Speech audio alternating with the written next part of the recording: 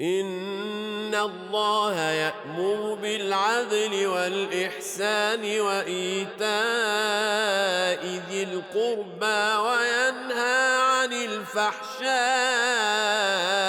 والمنكر والبغي. السلام عليكم ورحمة الله وبركاته. الحمد لله والصلاة والسلام على سيدنا رسول الله. أشهد أن لا إله إلا الله وأشهد أن محمدا عبده ورسوله صلى الله عليه وسلم. وبعد, dear respected brothers and sisters, inshallah today we're going to talk about the source of healing. We have a lot of diseases in our life. We have mental diseases, we have emotional problems, we have social problems, we have physical problems sometimes, physical diseases. There is one healing that can help with everything. And that healing is the book of Allah subhanahu wa ta'ala, the Quran. Allah Azza wa Jal said in Surah Al-Isra in verse number 82, وَنُنَزِّلُ مِنَ الْقُرْآنِ مَا هُوَ شِفَاءٌ وَرَحْمَةٌ لِلْمُؤْمِنِينَ. شِفَاءٌ وَرَحْمَةٌ. The Quran is a source of healing. Allah Azza wa Jal did not say وَنُنَزِّلُ مِنَ الْقُرْآنِ مَا هُوَ دَوَاءٌ. Quran is not medicine. Because the word dawa or medicine, this means you can try it, sometimes it works, sometimes it doesn't work. But the Quran, Allah called it shifa. It's a healing, which means it works every single time. And before we move on and start talking about what the Quran can heal, I want to just indicate that if you have any doubt in this fact that the Quran is a source of healing, if you think, no, it's not source of healing, that's a backward way of thinking, or if you have any doubt in this fact, the Quran is not going to be a healing for you. Or if you don't use the Quran properly in the way that Rasulullah used to use it, it's not going to be a healing for you. So it's only going to be healing if you use it properly and if you believe and have certainty and yaqeen in its healing. There's a beautiful narration in Sahih Bukhari that a man came to the Prophet ﷺ, and please pay attention to this beautiful narration. A man came to the Prophet and said, Ya Rasulullah, my brother has a stomachache. He has pain in his stomach. تَسْتَطْلِقُ بَطْنُ. Huge pain in his stomach. The Prophet ﷺ said, go back to your brother and ask him to drink honey. إِسْقِهِ عَسَلًا. Because Allah said what in the Quran? Allah said about honey, فيه شفاء للناس. It has shifa. Shifa, he did not use alif and lam, which means it could be shifa for some problems, some health issues, but not for every single health issue, right? So the Quran has healing, and the honey also has healing for some people, for some certain diseases.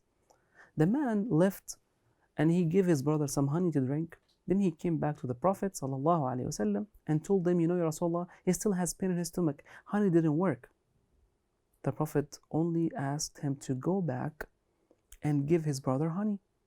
Just ask him to drink honey. Ya Rasulullah, I did it once, so what? He said, go back, give him honey. And then the man came back second time to the Prophet, told him, Ya Rasulullah, I give him honey as you said, but it never worked. The Prophet ﷺ smiled and told them this. صدق الله وكذب بطن أخيك. He said, look, Allah has told the truth. Because Allah said, honey has shifa, honey has healing for people. And your brother's stomach is lying. He did not say you're lying or your brother is lying. No, he said his stomach is lying. And that sarcasm that Rasulullah is using here, he's using it to prove, look, I have nothing else to add. It's a healing. So the problem is maybe with your intention, maybe you don't have certainty in what Allah said, maybe you don't use it properly. You know, for example, for me, whenever I have cold and I go to my doctor, what he tells me? He tells me have some black tea with honey. Or use honey with lemon. And that works every time. Why? Because of the way I use the honey. It should be added to hot water and lemon or black tea. That way it will work. But I can't just go to my doctor and tell him, it doesn't work. What are you talking about?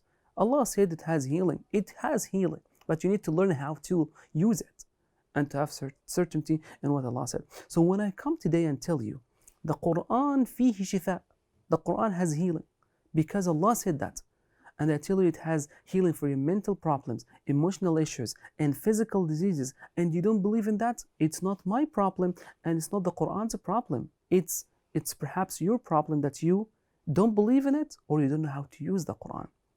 So the first explanation of this, Al-Imam Al-Baghawi rahimahullah ta'ala said, Quran is a healing for your hearts because it removes ignorance. So that is the first manifestation here.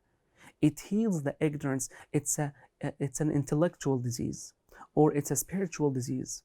So when I go study the Quran, I don't have doubt. Imam Al-Baghawi said, يُسْتَشْفَى بِهِ مِنَ الشُّبْهَةِ. If I have doubts about my religion, I go to the Quran, study the Quran deeply, ask people of knowledge, that doubt is going to be removed. That misconception is going to be refuted. So it's a guidance from hesitation, from doubt. So the Quran is a healing for your or for our ignorance about certain issues. The second way of the Quran to be a healing is that it's a healing for our physical diseases sometimes. And here we have to make a disclaimer. We're not asking people to stop going to doctors. Absolutely, that's not what we're doing. And I don't even have to say that disclaimer, but it's good to say it here because some people might, read into our words that which I have not said. Rasulullah told us that Allah Azza wa Jal, whenever He creates a disease, He creates the medicine for that disease. And they said, Tadawa wa ibadallah. You need to go to your doctor and ask him about your disease. But at the same time, He also told us, use the Quran as a healing for your physical problems.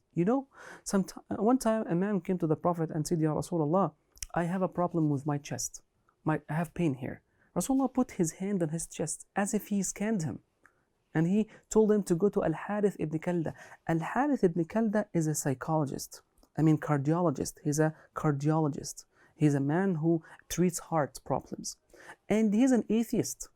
So what does that tell us? Rasulullah appreciates people who have qualifications, like cardiologists, even if they are non-Muslims, and he works with them.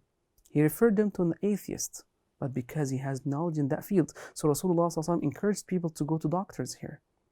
But at the same time, Quran also can help. Look at this beautiful story that's narrated by Ad-Darqutni and others from the Imams of Hadith. Sayyidina Abu Sa'id al-Khudri radiallahu anhu said, بَعَثَنَا رَسُولُ اللَّهِ فِي سَرِيَّةٍ 30 رَاكِبَةٍ. One time Rasulullah sent 30 of his companions on a mission. 30 of his companions on a mission. So when they were traveling, he said, فَنَزَلْنَا عَلَى قَوْمٍ مِّنَ الْعَرَبِ فَسَأَلْنَاهُمْ أَنْ يُضَيِّفُونَ فَأَبَوْا. We landed, or we took a rest in a city, in a small town, and this town is a town of some Arabs. So we went to those Arabs and we asked them to host us. We need to eat and sleep overnight. Can you please host us? They said, no, we're not going to host you. And that tells you, what? Not all Arabs were generous, as some people say. No, some Arabs were not generous.